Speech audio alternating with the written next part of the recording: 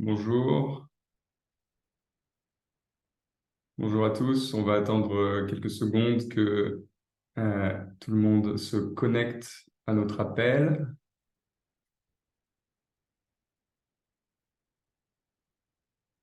Merci de vous joindre à nous pour cette conversation de la Climate Academy en français, dans une semaine d'événements qui aurait eu beaucoup lieu en anglais. Je vois que les connexions augmentent encore un peu.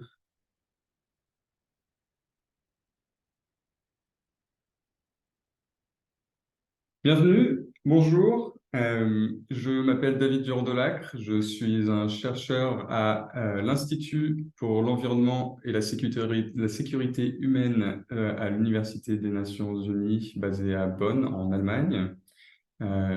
Nous organisons cette semaine une série d'événements sur le thème des relocalisations des biens et des personnes planifiées dans le contexte du changement climatique et de l'augmentation des risques. Nous avons eu tout un programme cette semaine en anglais, mais aujourd'hui nous avons choisi d'avoir une conversation francophone pour parler de la situation en France et au Sénégal en particulier, de ce thème de manière plus générale. Notre thème aujourd'hui est donc les migrations, relocalisation planifiée et recomposition territoriale face aux risques climatiques. Et pour en discuter, nous avons trois invités que je vous présenterai très prochainement. Alors, face aux risques croissants, il se pose la question de plus en plus souvent du besoin ou du potentiel de devoir déplacer des biens, des personnes, le plus souvent à l'écart des côtes. Et cela pose de très nombreuses questions, qu'elles soient normatives, légales, financières, logistiques, mais aussi pose des questions institutionnelles, politiques, émotionnelles pour les gens et les communautés concernées. Nous allons parler de ce thème de manière assez générale. Pour commencer avec nous, ce sera Luisa Batista de Freitas de l'OIM Dakar qui présentera une perspective assez large sur l'Afrique de l'Ouest. Ensuite, le docteur Cheikh Tidiane Wade qui nous donnera des informations sur la situation au Sénégal. Et enfin, Hélène Révalette qui parlera de la situation en France. Alors, deux points logistiques rapidement pour vous. Nous prendrons des questions par l'option questions-réponses qui est donc dans Zoom, les questions écrites. Nous vous invitons donc à les mettre dans cette fonction de Zoom pendant toute la durée de notre débat qui durera environ 45 minutes déjà par des présentations. Ensuite, un débat que je mènerai et nous viendrons ensuite à vos questions dans les 20-30 dernières minutes de l'heure et demie que nous avons ensemble. Deuxième chose, c'est si il est utile pour vous d'avoir des sous-titres, il y a aussi une option sous-titrage automatique qui j'espère marchera pour vous. Donc aussi en bas dans les fonctions de Zoom. Notre première présentation donc par Luisa Batista de Freitas, qui est basée à l'OIM à Dakar. Elle est au pôle régional de recherche et des données.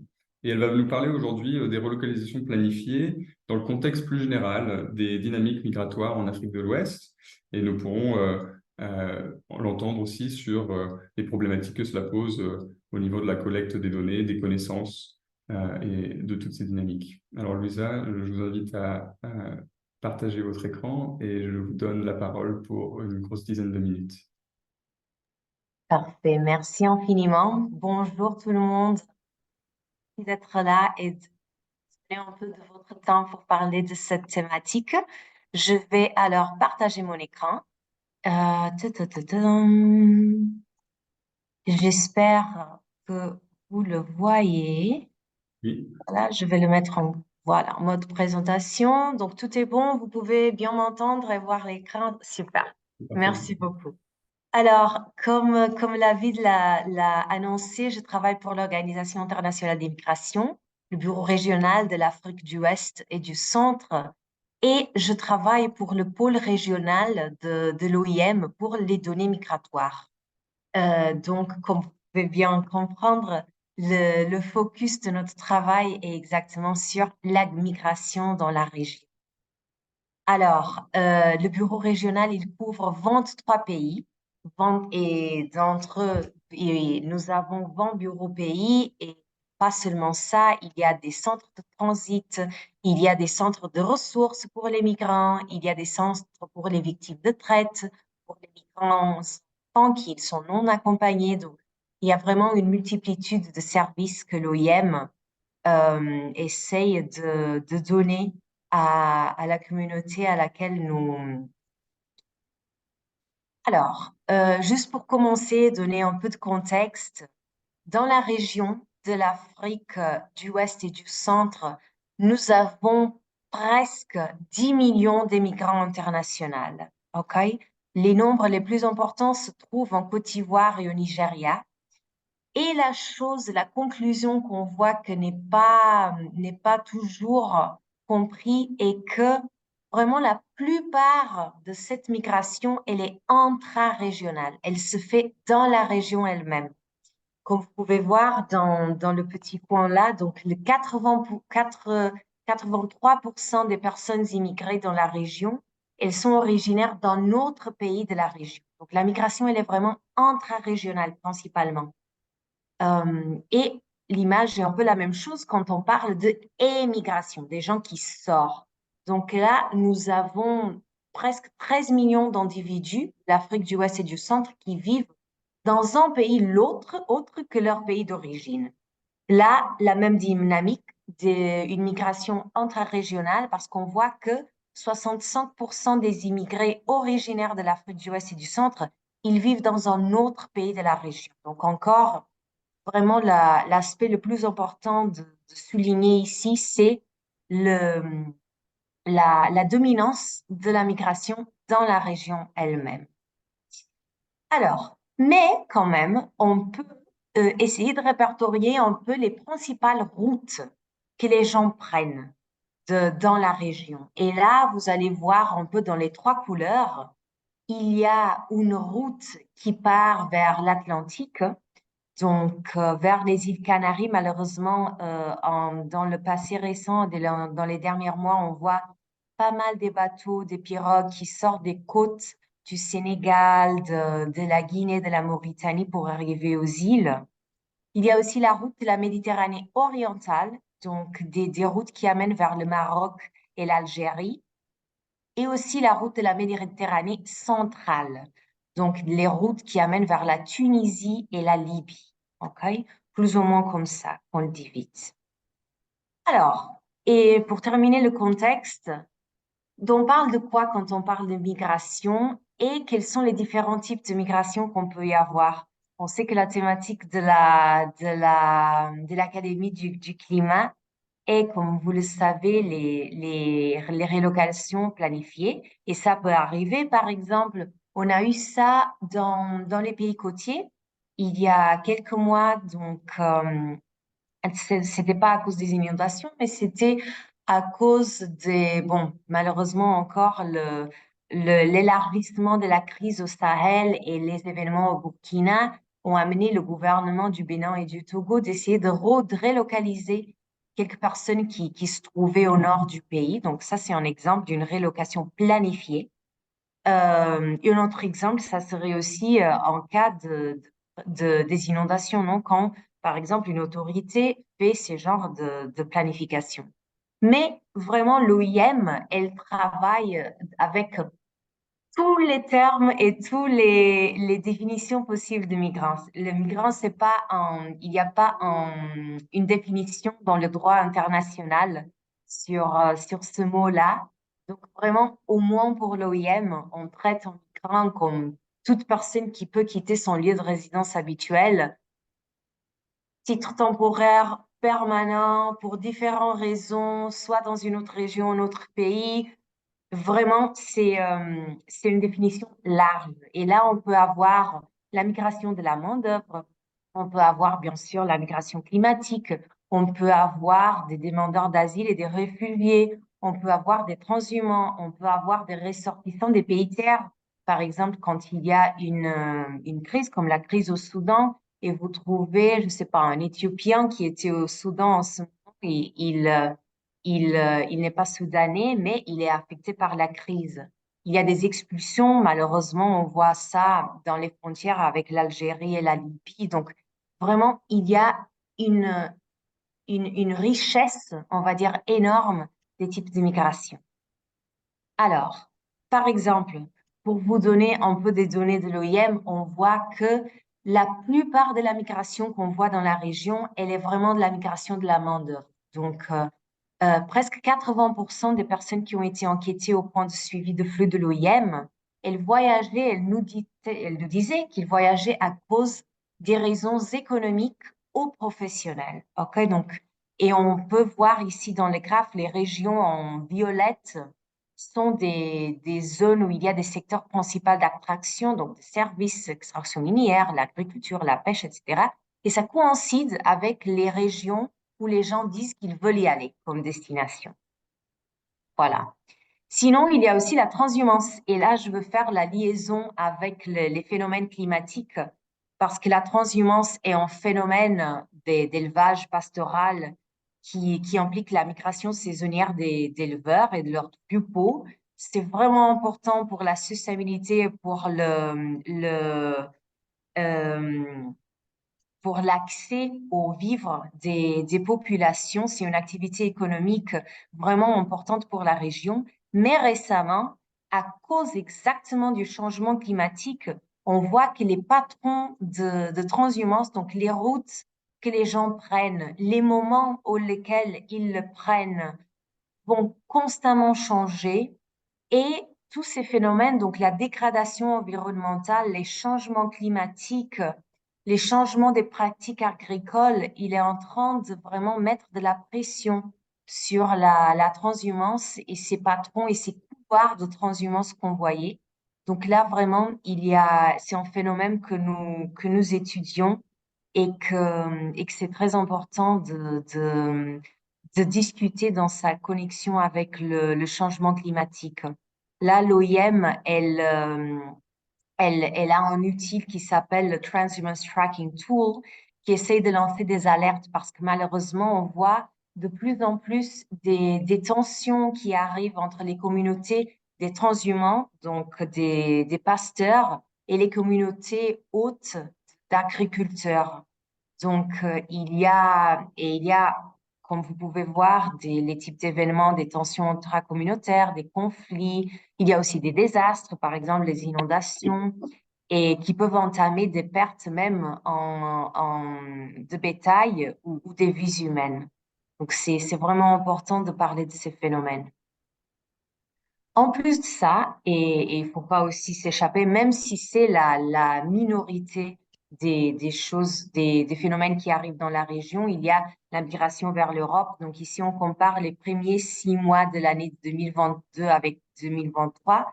Vous voyez qu'il y a eu une croissance de presque 60% en termes des arrivées en Europe et que c'est la route de la Méditerranée centrale, donc vers l'Italie et Malte, qui a le plus grandi. Donc, elle a plus que doublé entre les premiers 6 mois de 2022 et 2023. L'autre côté de la monnaie de ça, donc des arrivées, c'est malheureusement les migrants qui disparaissent et qui n'arrivent pas à arriver à leur destination. Là encore, c'est un phénomène qui nous préoccupe beaucoup. On voit encore entre 2022 et 2023, il y a eu une croissance de 40% dans le nombre de migrants disparus. Et encore, c'est la route de la Méditerranée centrale qui prennent le devant ici. On voit encore les nombres de migrants disparus ont plus que doublé dans ces premiers 6 mois. Et ça, c'est quelque chose vraiment que nous préoccupe énormément à l'OIM et principalement la dangerosité de ces routes. Après, donc, encore en parlant de la migration, je voudrais vous dire qu'on voit les zones, on peut étudier les zones d'origine des migrants et on voit que ça coïncide un peu, on voit la plupart des migrants qui viennent de la Guinée, du Mali, du Nigeria, du Mali. Et de plus en plus, on voit que ces régions, elles sont des régions où vraiment on sent la pression la pression climatique à cause des changements, la pression pour avoir des moyens de vie, pour avoir un emploi. Et ce sont vraiment des régions où on voit de plus en plus qu'il y a des facteurs qui amènent les gens à vouloir sortir et à sortir de leur endroit. Principalement, ils sortent vers des autres pays de la région, comme on vous disait avant. OK, maintenant en termes de causes de déplacement. Donc là, vraiment, on voit que la majorité donc, des gens, et on voit plus ou moins 8 millions de personnes que en juin 2023, elle était rapportée déplacées internes, donc des personnes qui sont dans leur pays, mais qui sont forcées à être déplacées à cause des conflits, OK, et des violences. 8 millions. Et si on compare ça avec une autre cause de déplacement, et c'est ça qui nous intéresse le plus, donc en termes de PDI, donc personnes déplacées internes, mais qui rapportent qu'ils sont déplacés, mais à cause des catastrophes. Donc des inondations, des tempêtes, des feux de brousse. Là, on a un chiffre qui s'élève à 1 200 000 personnes. Mais encore ici, je veux vraiment souligner le fait que c'est probablement une sous-estimation. Ok, c'est vraiment difficile d'avoir des données de ça si c'est à cause des catastrophes et beaucoup plus difficile de les avoir à cause vraiment du changement climatique parce que si les catastrophes sont des phénomènes qui arrivent tout d'un coup, le changement climatique, non, il est lent. Donc, c'est pas si facile pour les gens d'identifier que peut-être leur perte de moyens de subsistance a été causée exactement à cause de ça. Mais voilà, je voulais vous donner quand même les statistiques que nous avons et aussi faire vraiment un focus sur le cas du Mali. Donc, entre janvier et mars 2023, on a pu faire une enquête sur exactement les conséquences du changement climatique au Mali. On a enquêté presque 2800 migrants et de ces 2800 migrants, le 35% nous ont dit qu'ils ont constaté des changements environnementaux sur leur lieu d'origine. OK? De ces 35%, il y avait 80% d'entre eux qui nous ont dit que ces changements ont eu un impact négatif sur leurs moyens de subsistance et ont aussi contribué à leur décision de migrer. Donc, la plupart, encore les 80% des gens qui ont constaté des changements environnementaux sur leur lieu d'origine au Mali en 2023, ils nous ont dit que ces changements ont eu un impact négatif sur leurs moyens de subsistance et ont contribué à leur décision de migrer. Et ça, vraiment, nous dit justement que tous ces problèmes de sécheresse, dégradation du sol, feux de forêt, des inondations, les pluies, elles contribuent vraiment aux pertes de moyens de subsistance.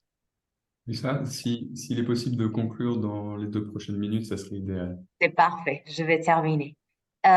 Donc, juste pour conclure, vous dire que malheureusement, donc ici, c'est juste pour vous donner une idée des chiffres de personnes déplacées, soit personnes déplacées internes, soit mouvement des réfugiés aussi dans la région. Ici, c'est l'exemple du centre Sahel. Donc, comme vous pouvez voir, il y a vraiment énormément des besoins pour les personnes migrées. Il y a plus de 2,5 millions de personnes déplacées internes juste dans cette réunion. Donc, vraiment, les besoins pour les personnes migrées sont énormes. Pour terminer, juste vous dire que l'OIM amène aussi un soutien aux gens que dans leur parcours migratoire, ils nous disent qu'ils veulent retourner à leur lieu d'origine. Donc là, entre 2017 et 2023, l'OIM a apporté une assistance à presque 200 000 migrants, exactement pour qu'ils puissent retourner à leur lieu d'origine. Voilà. Et cet appui, il est donné exactement à cause des mauvaises conditions dans leur route. Vous voyez ici en bas, dans les migrants repoussés, qu'il y a eu presque 10 000 migrants expulsés de l'Algérie, des convois en venant de l'Algérie qui viennent au Niger et aussi des expulsions de la Libye. Donc, ce sont des phénomènes vraiment qui nous préoccupent. Voilà, j'ai terminé. Donc, ça, ce sont juste les activités de collecte de données que nous faisons dans la région. Je reste disponible pour toute question que vous pourriez y avoir. Et voilà, merci beaucoup. Merci Louisa. C'était important pour nous de pouvoir commencer par ce contexte plus général. Je pense que ça illustre vraiment la diversité des problématiques qui se posent dans la région. Et puis aussi, peut-être, on en parlera pendant notre débat, mais de la place que les relocalisations planifiées qui nous occupent cette semaine ont en comparaison à d'autres mouvements migratoires, peut-être aussi l'impact que cela a sur les priorités institutionnelles, mais aussi les choix que différentes personnes peuvent avoir lorsque se présente à eux l'opportunité d'une relocalisation planifiée. Peut-être que ça ne serait pas leur choix principal et ils ont d'autres options peut-être. Voilà. Et j'apprécie aussi que vous ayez vraiment souligné la difficulté de ces parcours qui effectivement nous préoccupent beaucoup. Alors nous allons passer maintenant à une deuxième présentation du Dr Cheikh Tidiane Wade, qui est enseignant-chercheur à l'université Hassan Zek de Ziguinchor au Sénégal. Il va, lui, nous parler librement, sans présentation PowerPoint, des politiques migratoires et de changement climatique au Sénégal, puis se tourner aussi vers un exemple plus localisé de projets de relogement à côté de Saint-Louis, dans le nord, dans la région côtière au nord du Sénégal. Voilà, le Dr Wade est aussi très impliqué dans de nombreux projets autour des mobilités climatiques à l'échelle régionale et internationale. Et je le remercie vraiment d'être ici avec nous aujourd'hui. Il nous accueillera aussi au Sénégal pour des réunions en personne dans une dizaine de jours. À vous donc, Dr Wade, je vous laisse la parole pour une grosse dizaine de minutes. Merci beaucoup, merci David. C'est toujours intéressant d'écouter des experts qui travaillent sur ces questions de mobilité. Je rappelle que nous avons un groupe de recherche dont l'OIM est partie prenante et le Centre Caldor qui travaille sur la mobilité climatique.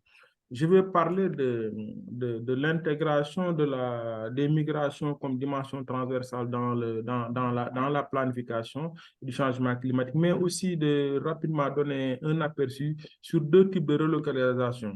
Et dans sa présentation, Louisa, je pense,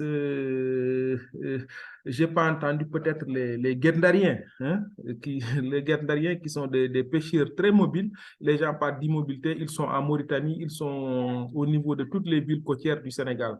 Et au retour, c'est des gens qui sont exposés. Alors, très rapidement, aujourd'hui, dans plusieurs villes côtières du Sénégal, les changements climatiques vont s'accentuer, les phénomènes d'élévation du niveau de la mer, de la salinisation, de l'acidification vont davantage affecter ces populations. Donc, il est important de trouver des moyens pour planifier le relogement de ces populations. Et au niveau du Sénégal, déjà, il y a deux aspects sur lesquels je voulais revenir. Au niveau national, nous avons un document de politique publique qui s'appelle le Plan Sénégal émergent. Et dans ce document, actuellement, les gens travaillent sur un PSE vert, Plan Sénégal émergent vert, qui est le catalyseur des initiatives publiques et privées résilientes au changement climatique, écologiquement durable et générateur de croissance inclusive, équitable et à fort potentiel d'investissement vert et de création d'emplois. Donc, quand on parle de relogement planifié aussi, il faut tenir compte de la possibilité de trouver des métiers décents à ces populations, de travailler aussi sur l'ouverture de ce type de relogement. Et je pense que l'État du Sénégal travaille sur ces questions. Il y a un programme 100 000 logements où peut-être ces migrants climatiques autres auront une part ou bien section de l'extérieur. Et au niveau national, nous avons le plan national de développement local qui travaille avec les agences régionaux de développement, qui est un cadre de réflexion et une plateforme nationale de planification. Donc, comme vous le savez, hein, le Sénégal, depuis son accession à l'indépendance en 1961, est dans une voie de développement planifié avec l'élaboration de plans de développement au niveau national au niveau régional, au niveau local. Et cette dynamique de planification a permis la réalisation de beaucoup de documents de stratégie. Actuellement, aussi, dans le cadre de l'aménagement territorial, il y a des documents qui sont en ligne que je vais partager. Et aussi, au niveau de chaque collectivité territoriale, nous avons un plan un document de planification qu'on appelle plan de développement communal ou bien plan de développement départemental.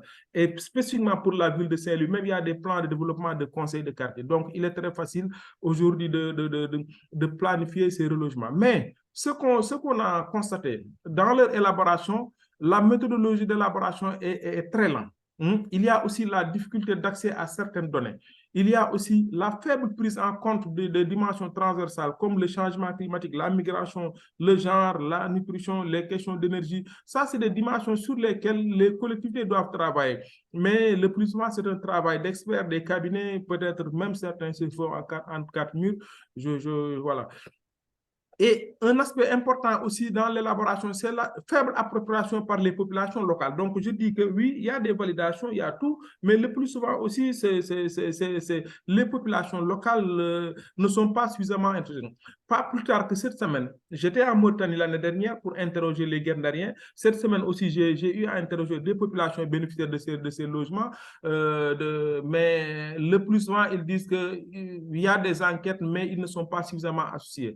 Et on le verra tout à l'heure.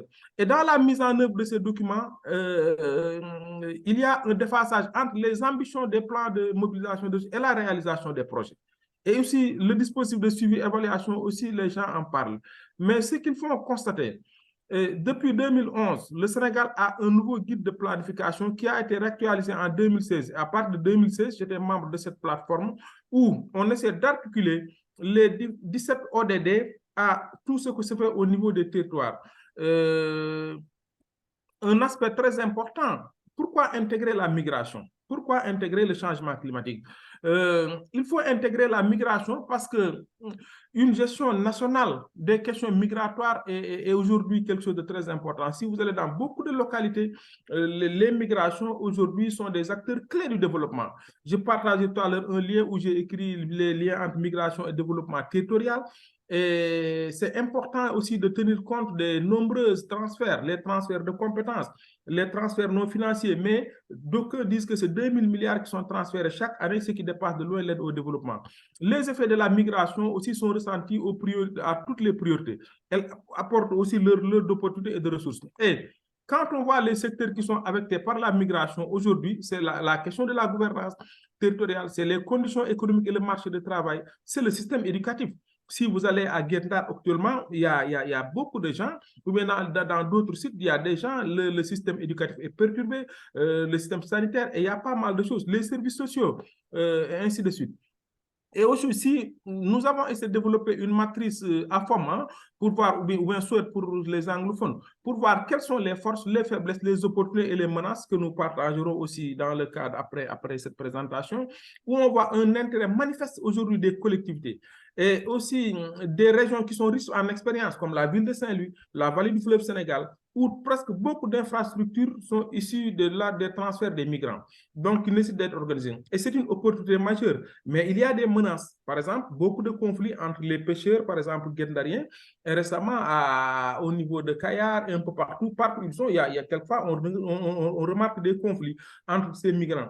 Et il y a aussi un impact très négatif des mobilités sur le développement des politiques parfois. Quelquefois aussi, les gens passent à côté des opportunités et manquent de durabilité de ces initiatives.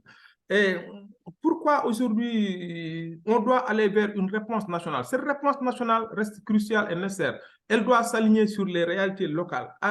Un autre point aussi qu'on doit intégrer dans la planification et que le Sénégal est en train de faire, c'est le changement climatique. Comme vous le savez, le changement climatique est un défi majeur. C'est un défi majeur aujourd'hui pour toutes les villes côtières du Sénégal. Même si ces impacts auront des manifestations différentes, on devra s'attendre à une fréquence plus accrue de phénomènes climatiques extrêmes, imprévisibles et difficilement maîtrisables avec des risques de dommages très élevés. Aujourd'hui, dans le dernier rapport du GIEC, quel que soit le niveau d'augmentation des températures, 1,5 degré, 2 degrés et 4 degrés, on aura un retour des pluies au niveau du Sahel, au détriment de la zone côtière qui reçoit presque l'essentiel des populations de ce pays. Et je vais maintenant, sur base de ça, vous parler de 2 expériences de relocalisation. La première expérience où j'étais partie prenante parce que j'ai travaillé comme assistant technique de ONU Habitat auprès de la ville de Saint-Louis entre 2011 et 2012. Et comme vous le savez, la ville de Saint-Louis avait organisé le 16 et 18 décembre 2020 un forum international sur le thème changement climatique et gouvernance locale. Les villes d'Afrique s'engagent. Ce forum international, le plus grand événement scientifique de la ville, avait réuni 600 participants venant de 22 pays. Les défis des villes face au changement climatique étaient l'évaluation des risques urbains, l'identification des actions concrètes, le partenariat et la mobilisation des ressources humaines et anciennes. Et dans le cadre, suite à ce forum, le gouvernement du Japon avait octroyé un financement de 1 million de dollars pour la construction de 150 logements sociaux. Et c'était destiné à 100 familles de Gendar et 50 familles de Diaminar. Gendar, c'est l'érosion côtière et Diaminar, c'est les inondations. Donc, malheureusement, la ville n'avait pas un aperçu sur ses disponibilités, sur son assiette foncière, de sorte que ces logements sont aujourd'hui réalisés dans une zone, comment dire encore, inondable, où ils étaient obligés d'utiliser une part de l'argent pour remblayer.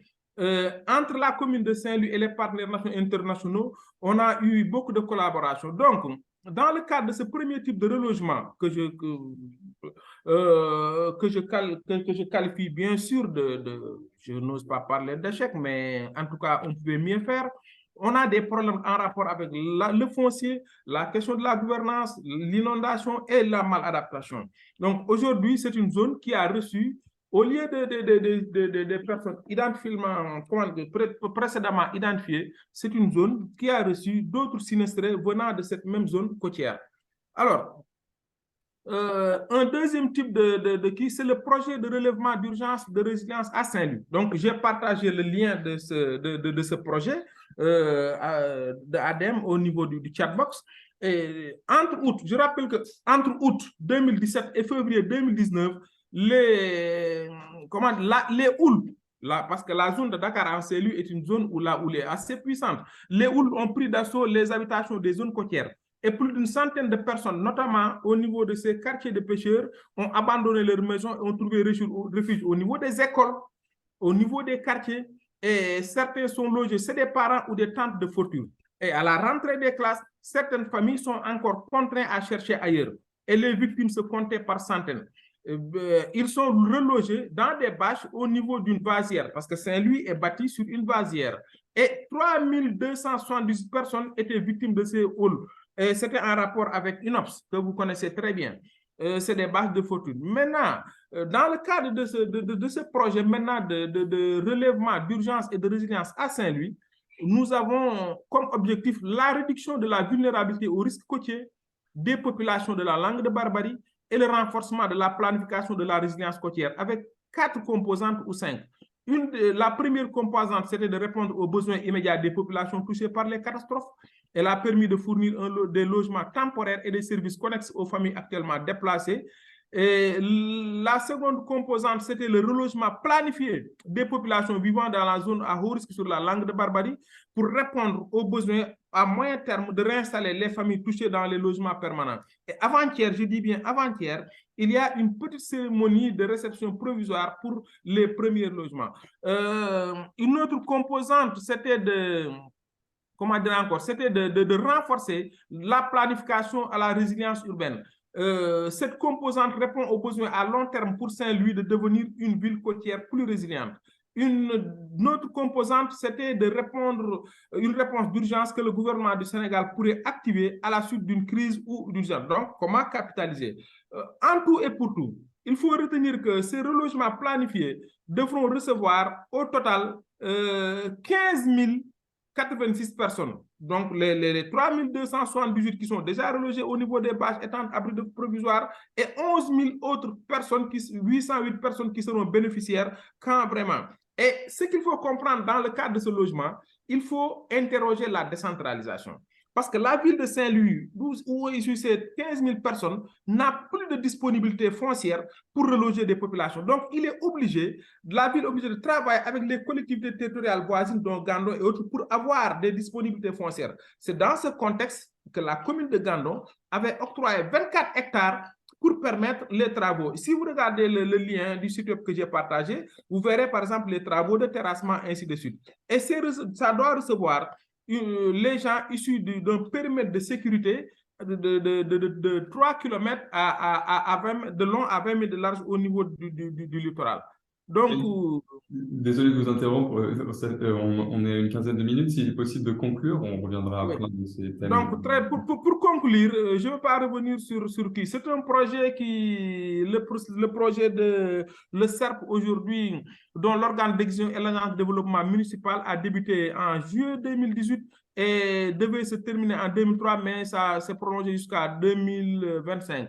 Et c'est 50 millions de dollars US de la Banque mondiale et des prêts de 30 millions de dollars pour une contribution de l'État du Sénégal. Voilà ce que je voulais partager, tout en rappelant qu'aujourd'hui, le changement climatique pose certes beaucoup de défis pour ces populations très mobiles, mais crée de nouvelles opportunités de financement dont l'accès permettra aux collectivités territoriales de renforcer leur stratégie d'adaptation. Cependant, c'est des stratégies très souvent innovantes, sont rarement capitalisées, valorisées ou mises à l'échelle. Parce qu'au niveau de ces zones, j'ai fait des enquêtes où aujourd'hui, le cycle scolaire est perturbé pour certains, les questions sanitaires, et aujourd'hui, beaucoup de populations pêcheurs ne sont pas très prêts à venir au niveau des zones parce que leurs activités se trouvent de l'autre côté. Il faut trouver les moyens de leur aider à continuer leurs activités économiques en rapport avec les questions maritimes. Voilà ce que je voulais partager et je m'excuse d'avoir été très long. Non, c'est très bien. Merci, Cheikh. Vous avez touché à de très nombreux sujets sur lesquels il nous faudra revenir, que ce soit l'implication des communautés locales, le suivi, l'intégration des politiques à différentes échelles de gouvernance et bien d'autres. J'ai noté, nous aurons plein de questions pour vous. Mais en attendant, je vais passer la parole à Hélène Révalette, qui est donc maître de conférence à l'Université de Montpellier, en France, où elle travaille depuis longtemps sur les stratégies d'adaptation au changement et risques climatiques dans les zones littorales. Cela par une approche principalement fondée dans les sciences sociales. Voilà. Et donc, elle va nous en dire plus, voilà, en une dizaine, quinzaine de minutes, pour conclure nos présentations aujourd'hui. À vous, Hélène. Oui. Attendez, j'essaie juste d'enlever voilà, les photos qui m'empêchent de voir le PowerPoint. Merci beaucoup de m'avoir invité à ce séminaire. J'écoute avec beaucoup d'attention. C'était très dense, effectivement, tout ce qui se passe au Sénégal. Alors moi, l'objectif, c'était de vous dire un peu où on en est en France, comment ça se passe, les contraintes rencontrées. Peut-être que dans la discussion, je pourrais revenir plus précisément sur certains éléments que vient de montrer Cheikh, là, qui sont très intéressants parce qu'on observe un peu les mêmes choses sur le problème du foncier, sur un certain nombre de problèmes. Alors, en fait, dans un premier temps, on a eu une espèce d'évolution des référentiels, c'est-à-dire il faut apprendre à non plus essayer de lutter contre la mer, mais de s'adapter. Ça s'est fait, je dirais, de plusieurs façons, c'est-à-dire à la fois l'Office national sur le changement climatique a donné des grandes recommandations. Au niveau du ministère, ils ont commencé par reconnaître que le trait de côte est mobile par définition et qu'il faut essayer de s'ajuster à cette mobilité et pas d'essayer finalement de la contrer, sauf peut-être dans des endroits où il y a vraiment beaucoup d'enjeux et beaucoup de population. Et ça a donné lieu en 2012 avec au milieu en 2010 une tempête Xynthia qui a fait 56 morts et qui a été un peu le point d'accélération de la prise de conscience. Et donc en 2012, on a créé une stratégie nationale de gestion intégrée du trait de côte qui a proposé de nouvelles façons finalement de gérer qui prône la diminution de la vulnérabilité par la relocalisation d'un certain nombre d'enjeux qui sont très exposés. Donc, tous ces documents ont conduit à dire on est arrivé progressivement à une évolution globale, je dirais, des référentiels qui a beaucoup mis l'attention sur le fait qu'il y a besoin de concertation et de sensibilisation parce qu'effectivement, ce n'est pas évident pour les gens, qu'il y a besoin d'une progressivité de la mise en œuvre. On ne va pas faire la révolution d'un coup, sauf peut-être dans des zones à la suite d'une tempête, mais malheureusement, souvent, du fait de la pression je dirais, sociale dans ces crises-là, on reconstruit parfois et on ne délocalise pas. En tout cas, c'est ce qu'on faisait dans le passé. Maintenant, il n'est plus question de faire ça. Des questions de suivi et puis surtout le problème de s'adapter un peu au cas par cas en fonction des vulnérabilités. Alors, dans le cadre d'un article de synthèse que l'on a fait, une trentaine de chercheurs en France, on a essayé de faire une typologie des façons de s'adapter à la montée du niveau de la mer et à la récurrence des tempêtes, avec une phase où on était plutôt dans des protections dures de fixer le trait de côte. On a aussi passé par une phase où on a beaucoup rechargé en sable les plages pour essayer de se baser un petit peu sur cet effet tampon des plages, mais le problème c'est que le coût du sable conduit à ce que ces mesures ne puissent pas être pérennes à l'avenir, c'est plutôt des mesures transitoires. Et donc là, on est plutôt vers ce qui est écrit en bleu foncé, penser un nouveau modèle côtier qui suppose donc cette... Alors nous, maintenant, on ne parle plus de relocalisation, on parle de recomposition spatiale qui inclut les relocalisations, mais qui conduit à revoir le territoire d'une façon globale sur l'ensemble, en fait, repenser les villes en tenant compte de l'ensemble des enjeux. Et par exemple, cet été en France, on a eu des phénomènes où il a fait vraiment très chaud, hein, et de problèmes de pénurie d'eau qui conduit à revoir l'urbanisation, à revoir peut-être le modèle touristique et donc à recomposer le territoire dans lequel on va bien évidemment relocaliser les enjeux qui sont en front de mer parce qu'ils empêchent justement cette mobilité naturelle du trait de côte et donc les plages de perdurer, etc., mais de repenser globalement la ville. Vous remarquerez qu'on a des petits bonhommes du point de vue de la gouvernance. Cette approche ici intégrée qui est finalement le modèle vers lequel on doit aller nécessite en fait, se fait à une large échelle territoriale et nécessite une gouvernance beaucoup plus importante. Alors, l'idée, c'est bien ça, hein, c'est d'avoir des écosystèmes résilients qui facilitent l'adaptation, de bénéficier de l'effet de protection des plages, de passer du contrôle à l'adaptation et de mettre en œuvre graduellement les changements en maintenant une liberté de choix. Voilà. Alors, face à ça, on a des problèmes, bien évidemment, de foncier, de financement, mais pour nous, pour l'instant, le principal problème, c'est la résistance des propriétaires qui sont directement au front de mer parce qu'ils sont attachés à leur logement, ils sont attachés à la vue sur la mer et ils ont une espèce de biais d'optimisme qui fait qu'ils ont du mal. Alors en France, il faut savoir qu'on a un système d'assurance très particulier par rapport aux autres pays qui s'appelle l'assurance catastrophe naturelle qui permet d'avoir une solidarité nationale et d'indemniser les gens donc, qui sont victimes de tempêtes, ce qui permet quelque part de finalement maintenir les gens dans une espèce de comment dire d'optimisme parce que ils seront remboursés, mais bon, tout le monde est bien conscient que ça ne peut pas durer, mais les propriétaires de logements ne sont pas toujours conscients de ça. Il y a besoin d'une coordination des comportements individuels parce que si on attend que les gens partent d'eux-mêmes, on n'aura jamais des espaces suffisamment larges pour pouvoir justement repenser la ville et donc il faut accroître les marges territoriales. Alors, quelques constats ici, je dirais, sur on a fait beaucoup d'enquêtes de perception, on a publié d'ailleurs plusieurs papiers, soit sur une enquête, soit même un papier qui synthétise plusieurs enquêtes. On a une acceptabilité contrastée. Les populations en arrière se rendent compte et ne sont pas toujours prêtes fiscalement à une augmentation des impôts, mais ceux qui sont en première ligne et qui sont souvent chez nous des personnes plutôt aisées parce que le prix des logements en première ligne, et ça c'est une différence avec les territoires ultramarins, sont souvent donc des logements très chers. Donc finalement, on a un problème, je dirais, un peu de justice sociale et de différence de perception avec une acceptabilité qui, pour l'instant, est faible, mais en même temps, quand on discute avec les gens, ils disent bien qu'à moyen terme, il va falloir effectivement passer par là. Des biais d'optimisme. Au niveau des élus, il y a plutôt ce qu'on appelle un biais de statu quo, c'est-à-dire que le temps long de la recomposition spatiale et de l'adaptation ne va pas avec le temps politique finalement.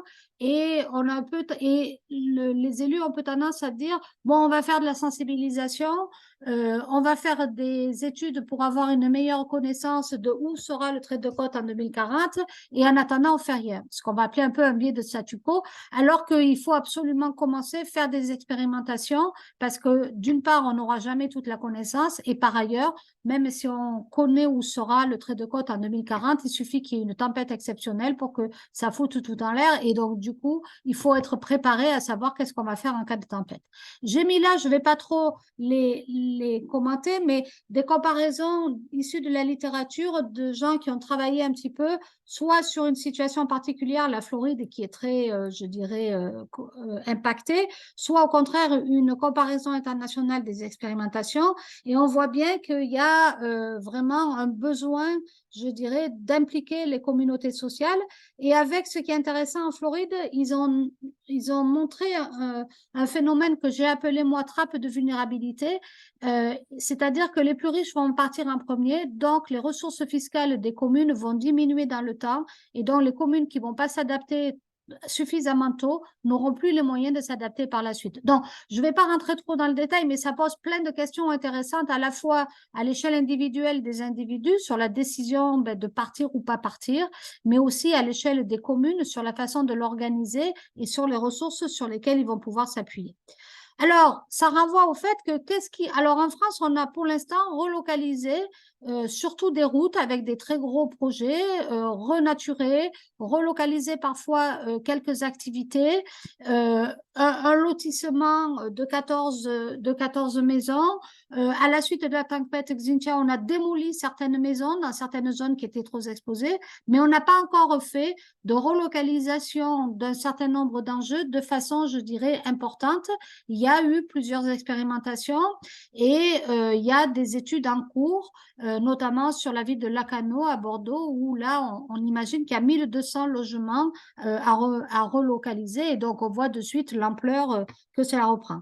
Alors, on a fait un papier récemment dans lequel on a essayé de faire le point, si ça vous intéresse, ce papier a été publié, de comment ça s'est passé en France en rentrant dans le détail. Et alors, ce qu'on a montré, c'est que je dirais que même si on n'est pas encore vraiment passé à l'action, on peut dire quand même que depuis une quinzaine d'années, il y a vraiment une prise de conscience et on peut dire que la politique commence à être bien appropriée à tous les niveaux. Et un des facteurs qui explique que finalement ça se passe plutôt bien, c'est une gouvernance multiniveau, avec ici des expérimentations locales et des sites pilotes et une stratégie nationale avec des doctrines, mais avec des liens entre les deux, beaucoup, je dirais, d'interactions qui permettent du coup de faire que ces politiques publiques deviennent crédibles, deviennent beaucoup plus applicables et gardent du point de vue de leur échelle nationale une certaine légitimité. Et donc en France, en 2021, on a une nouvelle loi, climat et résilience,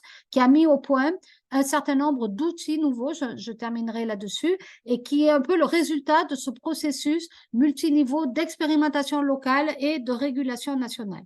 L'autre chose aussi importante qu'on a mis en évidence dans un papier, c'est que bien évidemment, les politiques à mettre en œuvre pour cette relocalisation vont être fonction des types de territoires, et donc là, à l'échelle métropolitaine française, on a identifié 6 types de territoires en montant des exemples qui n'ont pas les mêmes ressources, et notamment en termes de gouvernance, en termes de foncier, en termes de type d'économie locale concernée, qui n'ont pas les mêmes ressources, et donc on ne doit pas s'y prendre de la même façon en fonction de ces territoires. Alors, il y a de plus en plus des questions de justice, et je pense que c'est important parce qu'on vit dans un monde actuellement, nous on a eu les gilets jaunes en France, il y a à la fois d'ailleurs une baisse dans le cas de la France de la confiance dans le discours des experts, de remise en cause, de problèmes qui font qu'une politique acceptable est avant tout une politique qui est pensée comme juste. Et du coup, il y a plein de problèmes sur comment on va le mettre en place, qui va financer, qui va payer qui bénéficie, je dirais, de la vue de la mer, qui va financer, qui subit, qui indemnise. Et donc, ça, c'est beaucoup remis en cause déjà au niveau des États-Unis depuis beaucoup plus longtemps que nous. Et il y a aussi chez nous, au niveau des assurances, en particulier des catastrophes naturelles, l'idée que l'indemnisation et l'assurance publique doit bénéficier à des gens qui sont dans une situation où ce n'est pas eux qui ont pris la décision de se mettre dans cette situation.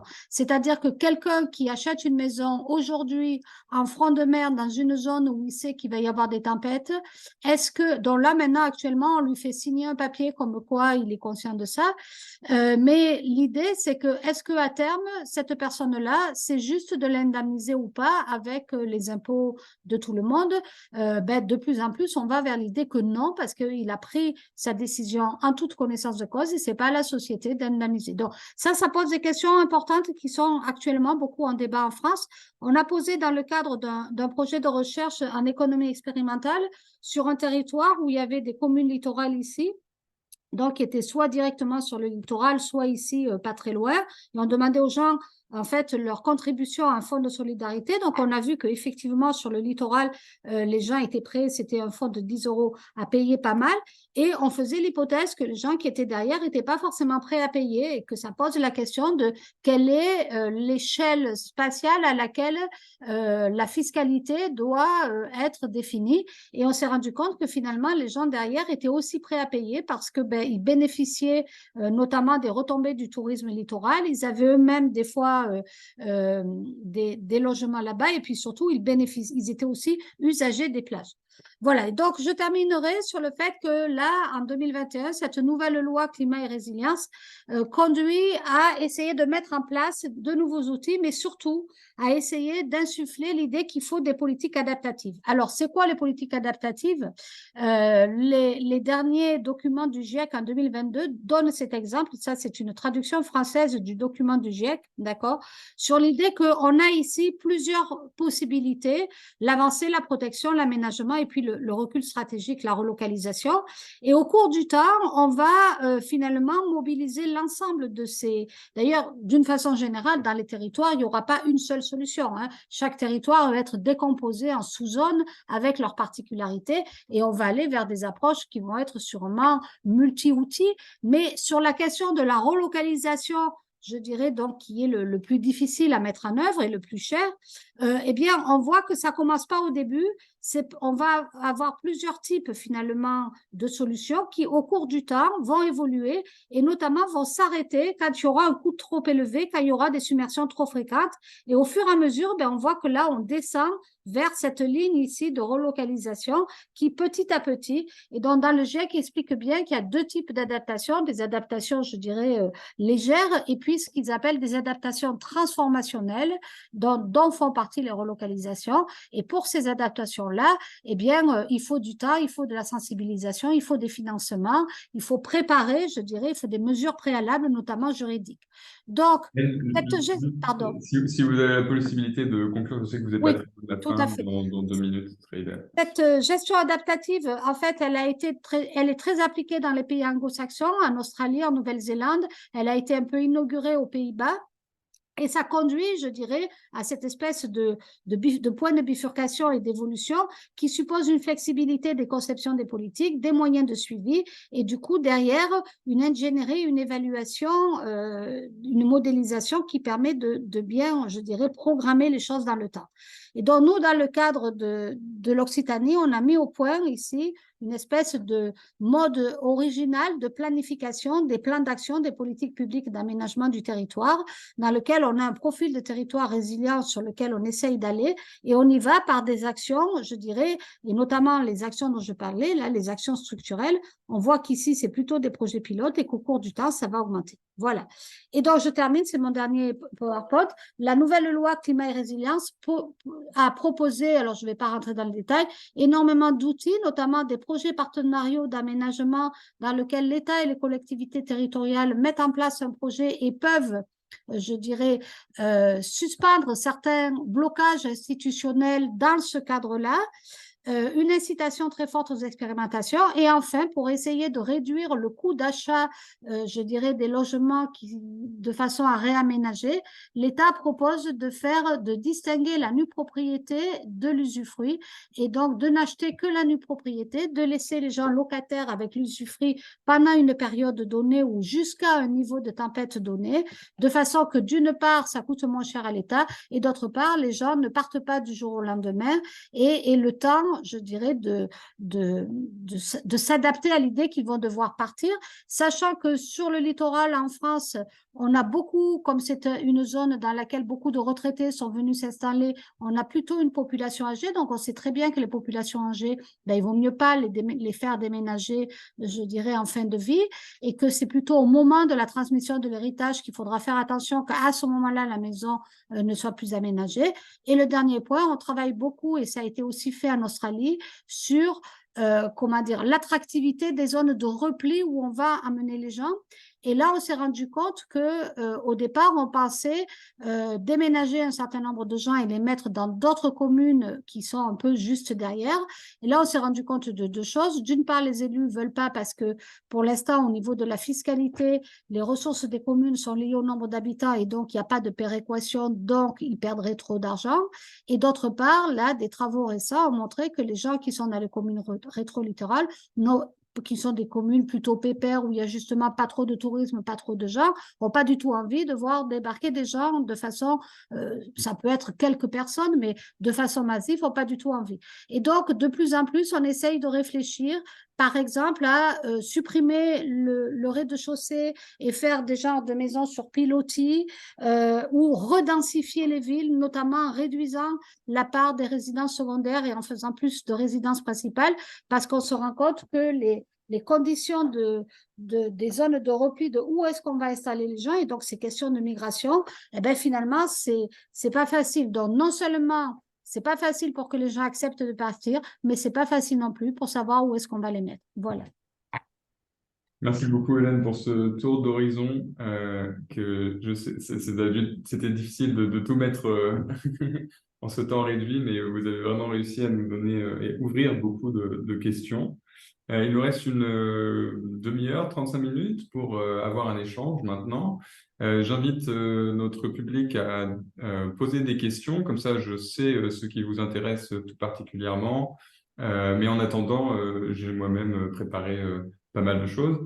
Je propose que pour la conversation, on fasse la même chose qu'avec les présentations, qu'on reparte à l'échelle un peu plus large, avec j'ai deux, trois questions pour Luisa, peut-être pour commencer, et qu'ensuite on redescend avec une réflexion déjà comparative, un peu entre le Sénégal et la France, et puis aussi sur les jeux d'échelle. Je pense que c'est quelque chose qui est vraiment ressorti des présentations sur les contextes nationaux, c'est que il y a aussi des questions de gouvernance entre l'échelle locale, l'échelle nationale, mais aussi on va pouvoir poser la question du rôle des organisations internationales, peut-être plus particulièrement au Sénégal.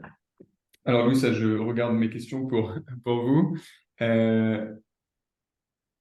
J'aimerais peut-être commencer par ça, c'est la question du rôle que les organisations internationales telles que l'OIM envisagent ou pratiquent pour apporter un soutien aux politiques nationales sur ces thématiques-là. Vous avez vraiment une vue d'ensemble de collecte des données, mais je serais intéressé d'entendre un peu plus sur ces outils que vous avez et que vous proposez et la manière par laquelle ils sont utilisés. C'est-à-dire, est-ce que c'est suite à des requêtes des gouvernements? Est-ce que vous les apportez vous-même, etc. Parfait. Désolée. Merci beaucoup. Donc, ça dépend vraiment. Je dirais que en première, les informations que nous recueillons, elles sont utiles pour la communauté humanitaire. Donc, pour la réponse, soit aux catastrophes, par exemple, soit aux urgences, soit liées au conflit, soit liées au changement climatique. Donc, n'importe quoi. Par exemple, nous avons des exercices de recueil des informations sur les besoins des gens qui nous permet d'avoir une réponse vraiment aux besoins de nourriture, d'abri, etc. en situation d'urgence. Par contre, il y a aussi des collectes de données plus à moyen terme qui permet à l'organisation de répondre à des questions plutôt programmatiques. Donc, par exemple, si nous avons une enquête sur les intentions futures de la migration des gens, ou si nous avons une enquête sur les conditions de stabilité dans une région ou pas, ça nous permet d'identifier quels sont les facteurs sur lesquels on doit travailler pour vraiment améliorer la vie des gens. Donc, ça permet aussi de mieux focaliser les programmes qui sont amenés après. Ça peut venir d'une requête de la communauté humanitaire eux-mêmes, des ONG, des autres agences, mais dans beaucoup des cas, ça vient aussi directement du gouvernement. Nous travaillons vraiment ensemble. Il y a il n'y a vraiment pas une activité ou un programme qui serait fait sans l'accord du gouvernement. Donc, des instituts nationaux de statistique, les ministères, c'est vraiment fait en collaboration avec eux. Donc, on travaille vraiment ensemble dans ce genre de travail. D'accord, merci. Comme notre thème cette semaine est vraiment focalisé sur les relocalisations planifiées, je me demande, ayant écouté avec attention, j'ai remarqué que la plupart des données semblent être plutôt sur les dynamiques migratoires à plus grande échelle. Je me demande, est-ce que l'OIM identifie un besoin ou a une intention de collecter des données sur les relocalisations planifiées de manière plus spécifique? Est-ce que c'est un besoin que vous avez, qu'on vous apporte, etc. Et le cas échéant, est-ce que ça pose certaines problématiques Voilà. Parfait. Donc, faisant partie du réseau des Nations Unies et étant une organisation donc principalement humanitaire et de développement, je dirais que les occasions où ces relocalisations tombent un peu dans notre mandat, je dirais, c'est quand elles sont vraiment liées soit à des conflits, soit à des urgences, voilà, comme des inondations, par exemple. Donc, j'ai entendu avec beaucoup d'attention les interventions de mes deux autres collègues et je vois et je comprends et c'était très utile pour moi de voir donc tous les autres contextes, non, où ça se fait et comment ça peut être utile vraiment pour les villes et ça peut augmenter leur résilience. Normalement, je dirais, normalement, ça rentre pas maintenant, je dirais, au moins dans le travail que les Nations Unies sont en train de faire, mais malheureusement, je crois que c'est dans l'avenir parce que la situation, et nous savons que l'Afrique est le continent malheureusement le plus affecté par ces changements climatiques. Donc, ce sont des questions qui sont là. Donc, voilà, au pire des cas, si c'est pas possible de faire des autres, de, d'appliquer des autres alternatives, cette retrait stratégique serait un peu l'option que les gens, que ça doit se faire. Et en plus, même s'il n'y a pas d'une intervention du gouvernement, c'est la solution que les gens prennent même de leur seule avis, c'est la migration, non? S'il n'y a pas une relocalisation planifiée, bon, les gens sortent eux-mêmes parce qu'ils doivent sortir. Donc, c'est un phénomène sans doute qui existe et qui doit être mieux géré. Merci. Ben justement, je pense que c'est très bien d'avoir fini sur ce thème de planification. Ça va me permettre de faire la transition vers Cheikh et Hélène. Euh, Ce que j'ai entendu là de ce que Louise a dit aussi, c'est qu'il y a peut-être qu'on peut faire une distinction entre des relocalisations qui seraient réactives, qui seraient la conséquence d'un désastre, où les personnes sont de fait déplacées et doivent se poser la question de la réinstallation ou non, ou du retour au lieu affecté. Mais il y a aussi une dimension de la planification qui serait plutôt anticipative, basée sur des prévisions et sur des politiques voilà, de planification. Alors, j'aimerais peut-être commencer par Cheikh. Dans la situation sénégalaise, j'ai entendu que la planification était un mode opératoire important, que les relocalisations tombaient là-dedans. Mais est-ce que vous pourriez nous dire un peu plus de l'équilibre entre ces deux formes? Est-ce que, pour l'instant, les relogements sont vraiment planifiés ou sont-ils plutôt réactifs? Merci beaucoup. Merci, David. Je pense que, comme je viens de le partager même sur le chatbox, il y a beaucoup de programmes, hein, des programmes, par exemple, le programme des 100 000 logements. Et j'ai participé à des activités où des missions sont effectuées au sommet de l'État pour aller informer ceux qui sont au niveau de la migration. Mais les relogements que nous avons sont réactifs. Par exemple, ce que j'ai vu à Guet-Ndar, ou bien dans le cadre du plan Diakhaï à Dakar, hein, depuis, c'est des logements réactifs pour faire face aux inondations. Donc, c'est planifié. Donc, c'est quelque chose qu'on devait intégrer. Quand on intègre le changement climatique dans la planification, on sait pertinemment que ce n'est pas de venir avec des textes, de belles phrases, mais il faut aller dans le sens de savoir que tous ceux qui sont sur la bande côtière seront appelés, quel que soit le niveau de protection. Il y a, et j'ai bien aimé les présentations de Hélène, où il y a quelques similitudes avec la France, parce que c'est l'AFD qui est derrière le projet de protection côtière au niveau du Sénégal. Mais aussi d'autres disent que c'est en rapport avec l'exploitation future du pétrole et du gaz. Hein? Donc, les gens sont très présents. Mais ce qu'il faut constater, tout ce qui se fait aujourd'hui, c'est réactif, quoi, en général. D'accord. Est-ce que Hélène, vous avez une réaction? Oui, par rapport à ça, je pourrais compléter en disant qu'il y a, je crois que c'est en 2017 ou 2018, une publication de Hinault et al. Qui fait une synthèse de 57 expériences de relocalisation dans le monde, enfin de relocalisation, et qui montre que la plupart du temps, elles sont réactives à la suite d'une tempête, parce qu'effectivement, faut reloger les gens. Le problème, là, c'est justement d'être dans une politique d'anticipation pour éviter la catastrophe, éviter aux gens qu'ils perdent tout. Et du coup, de pouvoir les convaincre et d'avoir des financements, je dirais, non exceptionnels.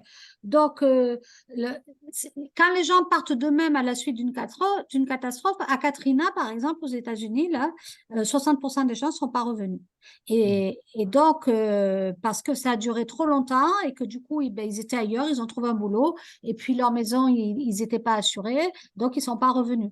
Donc, effectivement, là, il y aurait presque une typologie à faire des modalités finalement dont peut se passer cette forme et du coup, derrière des types de financement et puis des types donc, de dommages subis par les gens. L'avantage, ça serait de pouvoir anticiper pour éviter les dommages.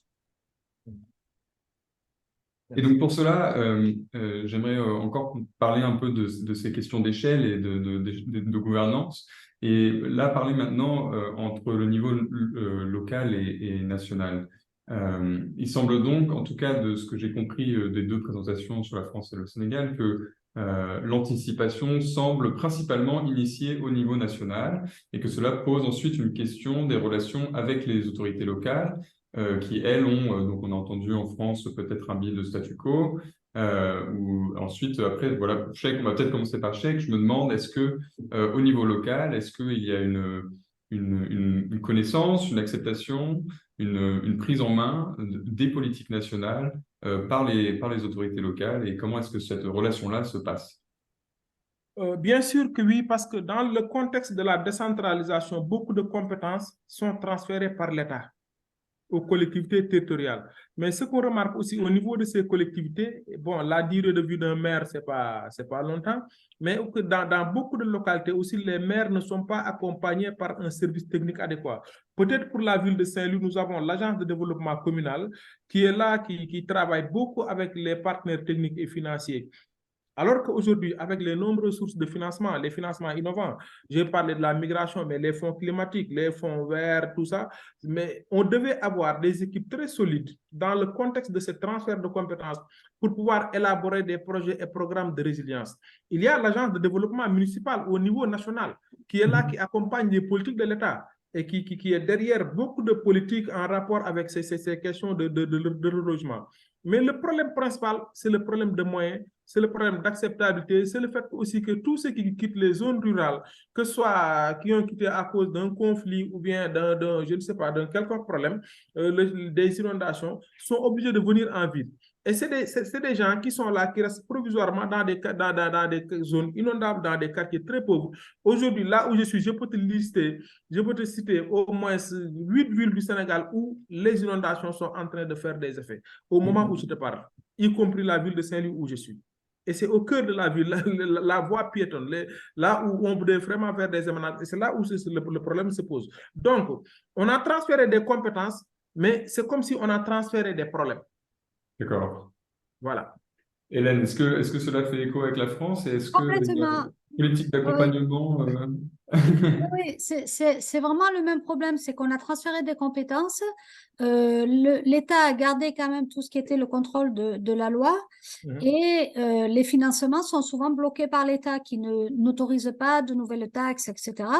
Donc, on a vraiment le problème des communes qui essayent de faire des choses, mais qui se heurtent souvent à la loi. Nous, on a la loi littorale en plus qui empêche toute nouvelle construction. Donc, si on veut construire un peu plus loin, le temps qu'on construise et qu'on démolisse, ben, on a 2 constructions. Et bien ça, la loi littorale l'autorise pas. Il y a vraiment en France, on est très, je dirais, réglementé. On a tout ce qu'on appelle le millefeuille, il y a énormément de jurisprudence. Donc, c'est compliqué d'organiser tout ça et effectivement, l'État n'est pas suffisamment flexible et en particulier sur le fait de mettre en place des mesures, en fait, des mesures, je dirais, un peu de protection, même si elles sont provisoires. Jusqu'à présent, l'État ne voulait pas les autoriser parce qu'ils disent après le provisoire dure, après on va nous demander.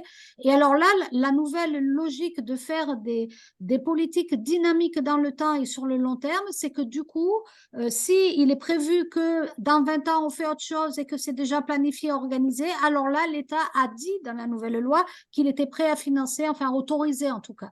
Et là, ils sont en train de réfléchir à trouver les financements parce que c'est pas évident de trouver les financements. Et concrètement, cette question s'adresse à nouveau à vous deux. Comment se passent ces conversations? Ça nécessite des commissions, des échanges, des agents nationaux qui vont dans les communautés locales.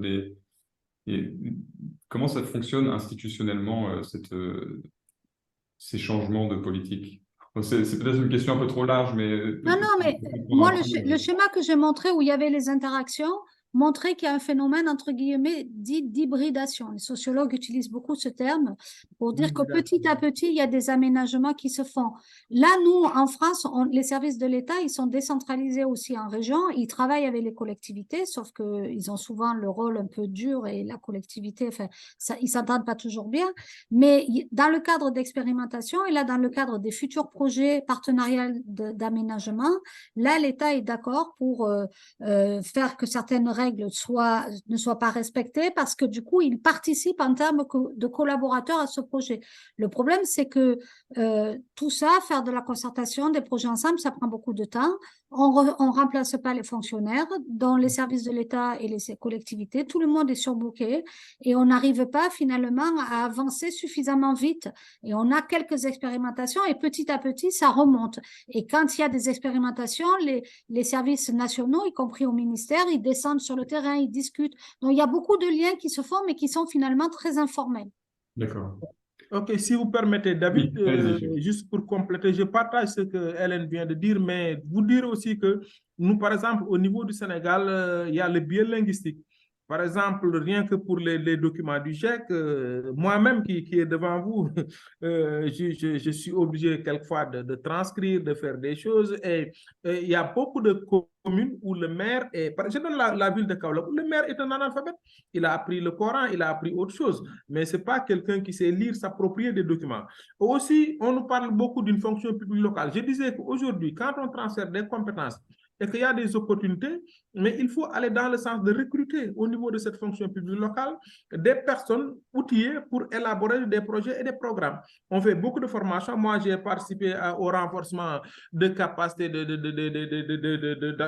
personnel des communes, mais après, c'est comme si, par exemple, les gens viennent pour faire la formation, partir avec des per diem, rentrer calmement, et ces formations ne sont pas démultipliées, ou bien les comptes rendus même quelquefois.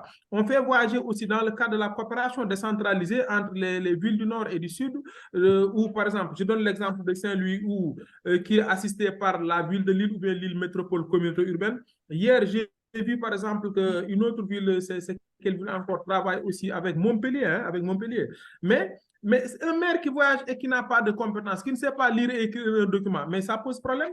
Un autre aspect aussi, Hélène, vous avez parlé de la loi sur le littoral, mais aujourd'hui, nous, on a une loi littorale qui dort sur les tiroirs depuis longtemps, au moment où la mer gagne du terrain au niveau de ce domaine public maritime et que les gens qui sont très riches continuent à construire au niveau de ces sites-là, et ça pose problème. Donc, le problème, c'est un problème de gouvernance. Comme le disait l'autre, les fonds verts existent, les fonds verts climat existent, mais il n'y a pas de feu vert pour y accéder. D'accord. Merci pour ces réponses très complètes. Je vais trouver un moyen peut-être de faire revenir Louisa dans la conversation. Je me demande comment les organisations internationales peuvent jouer un rôle peut-être sur ce côté des compétences techniques. C'est peut-être pas pertinent dans tous les contextes et sur tous les sujets, mais est-ce qu'il y a un rôle que vous voyez voilà, pour une organisation telle que l'OIM à permettre ce genre de processus de formation et de discussion et de le faciliter? Donc, bien sûr, au moins, je parle de ce que je connais en termes de données. Donc, en termes des études, bien sûr, nous serions complètement disponibles pour participer à ces thématiques. Nous avons des experts dans les thèmes du changement climatique. Nous avons des experts dans exactement le planification urbain, etc. Des experts aussi dans des données. Donc, on pourrait et on voudrait bien contribuer à la recherche qui est faite dans ces thématiques. Et après, bien sûr, c'est comme mes collègues sont en train de dire, une thématique qui est impossible d'échapper à elle, elle est déjà là.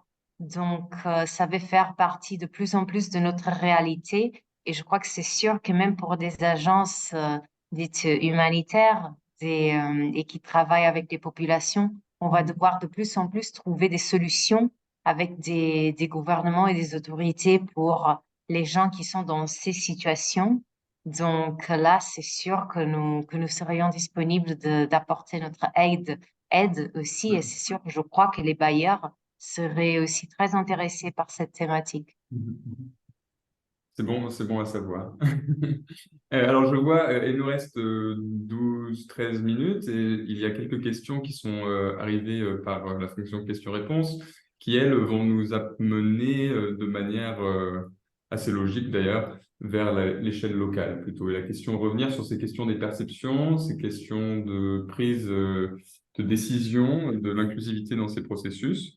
Alors, déjà, la première question que je vais poser donc à Cheikh et Hélène d'abord, c'est est-ce que vous avez constaté dans les études que vous connaissez des différences d'attitude entre différentes, disons, démographies au sein des populations? Donc, on a entendu par exemple que l'âge des personnes concernées peut jouer un rôle important dans la politique à mettre en place et dans leur perception des dangers, s'ils ont des propriétés, s'ils sont propriétaires ou pas, etc.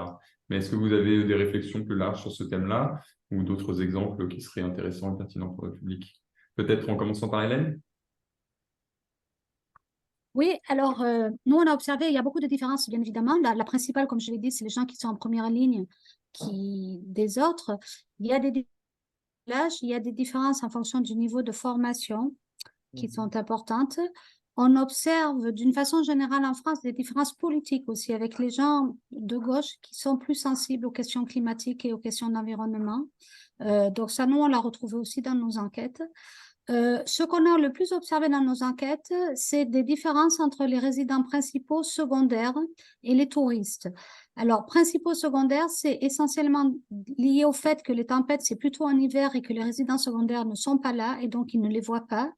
Et d'ailleurs, les communes, dernièrement, il y a eu à Perpignan un ouragan Gloria et la mairie était très fière de dire que 2 jours après, elle avait tout nettoyé. Conclusion, quand les gens sont venus voir les effets de la tempête, ils ne les ont pas vus, la plage était propre et donc cette culture du risque et cette appropriation finalement des effets, on ne l'a pas dans les gens qui ne sont pas là. Et de même, les touristes, on a vu des différences, mais là, ça revient un peu à première ligne et autres parce que les touristes sont souvent des gens plus jeunes, mieux formés et qui ont une espèce de recul parce qu'ils ne sont pas directement concernés. Donc, ils raisonnent du coup. Voilà. Donc, beaucoup de sociologues parlent toujours de cette question de bénéficier d'une situation favorable et qui donc l'emporte sur le risque qui est plutôt à plus long terme. Et je rappelle qu'en France, le système assurantiel facilite ce biais-là, hein, parce que aux États-Unis, on voit bien que les assurances jouent sur le prix de l'immobilier et que du coup, les gens, ben, ils s'inquiètent et ils partent, hein.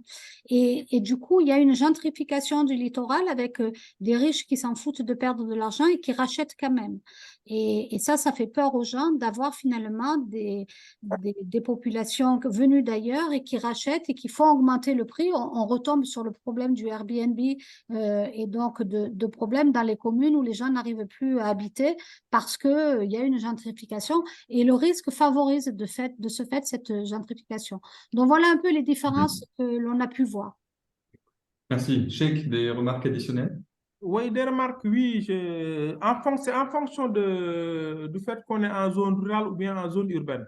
Oui, Par aussi. exemple, les phénomènes migratoires, c'est considérablement développé si on y ajoute aussi le phénomène d'acquisition de terres à grande échelle. La question foncière fait que, par exemple, la possibilité de trouver des emplois en zone rurale devient difficile et que aussi au niveau des zones de départ des migrants, que ce soit départ suite, je ne sais pas, pour des biens économiques ou bien départ suite à une catastrophe, on ne trouve que des jeunes et des vieux, et des femmes du moins, des femmes, des jeunes et des vieux. La main-d'œuvre utile aujourd'hui. Je n'ai pas entendu Louisa parler de Nicaragua. Beaucoup de jeunes Sénégalais, beaucoup de jeunes de l'Afrique de l'Ouest maintenant ne vont plus en Espagne, hein. Actuellement, c'est le Nicaragua. Ils sont nombreux à prendre l'avion, aller au Nicaragua. Ça, c'est une réalité qui est là. Maintenant, au retour, par exemple, aussi, nous, par exemple, je suis pas très, très jeune, mais nos enseignants, eux, ils nous disaient que vous ne pourrez jamais habiter en ville. Mais de plus en plus, nous, on a cette conscience que quand on a les moyens de locomotion qu'il faut, il faut habiter à la campagne. Je commence à m'intéresser davantage aux terres de mes parents pour aller faire de l'agriculture pendant quelques... Donc, tous ces aspects-là, cette différence, il y a une telle prise de conscience, il y a une prise de conscience citoyenne qui fait que les gens savent qu'ils doivent quitter la ville pour aller au niveau de la campagne. Et du point de vue macro, dans le cadre de nous, géographes, des rapports ville-campagne, on est conscient qu'il faut développer l'agriculture familiale et aller dans le sens d'aller vers la campagne. Mais dans certains pays, en Côte d'Ivoire, un peu partout, même au Sénégal, les zones qui étaient libérées, pas seulement pour du fait des changements climatiques, mais pour un conflit, au retour, on a vu que l'État a immatriculé les terres au profit d'autres personnes, quelquefois. Voilà ce que je voulais ajouter. Merci pour cet ajout et je vois que Louisa veut réagir. Allez-y. Oui, je voudrais juste ajouter un point. Je peux pas parler de tout dans 10 minutes, ok? Mais je voulais juste revenir sur cette nouvelle route d'immigration que nous voyons vers l'Amérique latine. Le fait que nous voyons des gens qui arrivent au Nicaragua, c'est au fait qu'il y a des visas on arrival pour certaines nationalités en Afrique du Ouest et centrale, notamment des Sénégalais, des Mauritaniens. Donc, ils prennent des voyages souvent en Turquie, après en Colombie, après ils vont aux Honduras, après au Nicaragua, et après ça, ils commencent à faire un trajet à pied. Donc, ce sont des routes vraiment épuisantes, énormes. On voit, même si ça reste un phénomène petit, c'est vrai qu'il y a eu une explosion dans les cas des arrivées en Amérique latine avec l'objectif final d'arriver aux États-Unis. Il y a eu une croissance vraiment explosive des arrivées. Donc, juste pour faire ce point. Ouais, Merci. merci pour ces précisions. Je vais rester sur le thème maintenant plutôt des relations, plutôt que des perceptions et des différences démographiques, mais plutôt des relations avec les communautés locales, les personnes donc, qui habitent dans les zones potentiellement à relocaliser. On a une question sur la communication déjà. Alors, c'est pour le contexte de la France, comment est-ce que les politiques d'anticipation sont communiquées et expliquées aux populations concernées? Mais je pense qu'on peut aussi étendre cette question au Sénégal. Commençons par Hélène. Alors, cette question de la sensibilisation et de la concertation, elle est très importante. Et notamment, on montre que, premièrement, il ne faut pas affoler les gens en leur faisant peur parce que il y a une espèce les gens sont très anxieux par rapport au changement climatique et ils feront rien si on leur explique que tout est fini, quoi. Donc, il faut rester positif et partir de solutions. Et de plus en plus, on parle de faire des jeux sérieux, des formes de sensibilisation dans laquelle il y a le passage à l'action ou de la communication engageante, des formes, parce que simplement sensibiliser les gens en faisant une réunion commune ou en faisant un dépliant, ça sert à rien. Enfin, il faut le faire, même des panneaux. Par exemple, à La Rochelle, ils ont peint en bleu sur les arbres la hauteur de l'eau en 2100. Donc, ça a eu beaucoup d'effets la première année. Maintenant, plus personne ne la voit, mais bon, de plus en plus, ils essayent de faire des repères de crue, donc des repères de submersion anticipés, en fait, pour dire aux gens, ben là, vous êtes en train de marcher à un endroit qui sera sous l'eau. Mais au-delà de ça, la question, c'est vraiment le passage à l'action et de renvoyer à des aspects émotionnels. Donc, nous, on travaille aussi beaucoup en ce moment sur tout ce qui est réalité virtuelle pour montrer dans une commune ce que ça sera. Parce que c'est à travers l'émotion ressentie que les gens vont vraiment se rendre compte. Parce que sinon, quand on interroge les gens, il y a des gens qui vous disent « Ouais, ben, s'il y a une tempête de temps en temps, bon, ben, mais quand vous allez interroger des gens qui ont vécu une tempête chez eux, c'est pas du tout la même perception. Donc, c'est vraiment, ça, c'est un sujet vraiment très important sur lequel on voit arriver de plus en plus les psychologues, les neurologues. On travaille beaucoup en neuroéconomie là-dessus pour comprendre les mécanismes pour, d'une part, passer les bons messages et deuxièmement, mettre les gens en action de situation. Et donc ça suppose de la concertation avec des petits groupes. Et là, on retombe sur le problème qu'on peut pas se démultiplier. Et donc, voilà. Donc, bon, voilà. Et je pense que les opérations pilotes aussi, parce que les gens ont peur. On était aussi on nous a tellement appris à être dans une espèce de monde sécurisé où l'État s'occupait de nous et qu'on a perdu cette appréciation de l'adaptation au risque. Je pense il y a eu beaucoup de travaux là-dessus sur la société du risque. Il faut accepter que les choses soient aléatoires sans que forcément ça soit catastrophique et d'avoir les capacités de s'adapter. Merci Hélène. Cheikh, je vais vous demander d'être bref. Il y a une autre question intéressante qui vient d'arriver et il va nous falloir conclure en vous redonnant tous la parole brièvement pour un dernier. Mais une brève réaction sur ce thème. Ok, d'accord. Bon, je pense que la question de la communication est assez importante déjà parce qu'il y a l'émergence d'une conscience citoyenne responsable et une demande de plus forte redevabilité. Et quitte là, de redevabilité. Donc, les gens sont très conscients. Vous prenez l'exemple de Saint-Louis dans le cadre du projet de protection côtière qui visait à protéger les populations et les biens des quartiers situés au niveau des zones à risque. Il y a une composante formation, communication, sensibilisation et suivi. Mais ce qui a fait que, par exemple, on se rappelle dans le cadre d'une réunion où une personne nous dit que si le maire de la ville ne nous fait pas quitter cette zone et nous transférer ailleurs, c'est la maire qui nous fera quitter. Je vous remercie. C'est très bien. Je vais essayer de la recycler. Un jeu de mots convaincant. Alors, on va faire une dernière question pour Hélène qui est arrivée par le Zoom de notre public. Ensuite, on fera un dernier mot. Ce sera Louisa, Hélène, Cheikh, vous aurez l'opportunité de nous dire un dernier message. Mais donc, cette dernière question pour Hélène, qui nous vient de Friedrich, qui entraîne son français, si je le comprends bien. Merci de poser une question. Est-ce qu'en France, à part l'érosion côtière et le changement climatique, est-ce qu'il y a d'autres causes plutôt humaines que vous identifiez brièvement, mais on a entendu aussi de Cheikh que, par exemple, le pétrole, le gaz des exploitations extractives, comme ça, jouaient un rôle en conjonction avec le changement climatique. Est-ce que c'est quelque chose que vous observez aussi en France? Alors, je n'ai pas bien compris la question. C'est-à-dire, est-ce que dans les enjeux moteurs qui feraient changer les territoires, il y aurait autre chose que le changement climatique? Oui, voilà. Voilà. Ben, oui, il y a le tourisme.